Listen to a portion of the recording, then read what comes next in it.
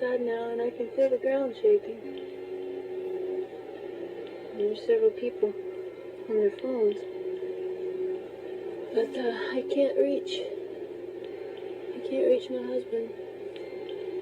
The phone is still won't connect. This is terrifying, y'all. I can feel the ground moving quite a bit. I hope he's somewhere safe. Okay, here we go again. A lot bigger this time.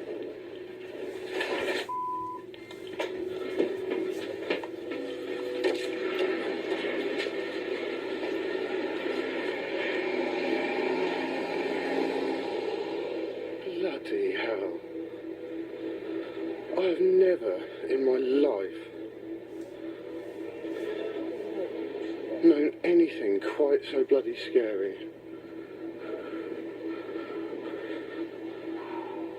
Jesus Christ.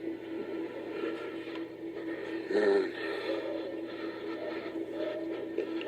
Oh, God.